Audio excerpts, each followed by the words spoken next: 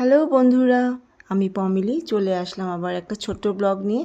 আমার এই ব্লগটার মধ্যে তোমাদেরকে দেখাবো কি কালকের দিনটা আমি কিভাবে কাটালাম। সকালের ব্রেকফাস্টের জন্য ছিল ছোলা সিদ্ধ, যেটা আমি একটু টমেটো পেঁয়াজের সাথে সটে করে নিয়েছিলাম, আর পিনাট বাটার দিয়ে ব্রেড। আর যেহেতু গতকাল পয়লা বৈশাখ ছিল, চিংড়ি মাছ এনেছিল আর এনেছিল পাবদা মাছ। রান্না হয়ে গেছে, স্নান পুজোও হয়ে গেছে, থালা সাজিয়ে নিয়েছি দুপুরে। এই যে দেখো, সর্ষে দিয়ে করেছি চিংড়ি মাছটা, রয়েছে সাদা ভাত, পাবদা মাছের পাতলা করে ঝোল করেছি, আর ছিল দই। এই ছিল আমার সাদা মাটা। তো চলো দুপুরে খাওয়াটা শেষ করে নিই। এই করতে করতে হয়ে গেল বিকেলবেলা আমার হাজব্যান্ড বলো চলো কোথায় বাইরে খেয়ে আসি। আমি বারণই করছিলাম, কেন কি সব জায়গায় আজকের দিনে তো ভিড় হবেই। তাও বললো কি না, আজকে সময় আছে, চলো একসাথে একটু খেতে যাই। তো যথারীতি যে কোনো রেস্টুরেন্টেই ভিড় ছিল, কোথাও জায়গা পাচ্ছিলাম না। এই করতে করতে আমরা চলে আসলাম গ্রিন অ্যাপেল রেস্টুরেন্টে। এখানে খাওয়াটা কিন্তু খুব সুস্বাদু ছিল।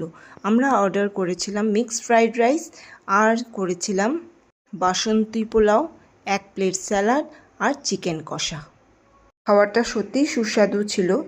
এবার দেখছি প্রত্যেকটা রেস্টুরেন্টেই কম করে আইটেম রেখেছে, কেন কি এলপিজির ক্রাইসিস চলছে, সেই জন্য খুব কমন মেনুগুলো অ্যাভেলেবল রেখেছে।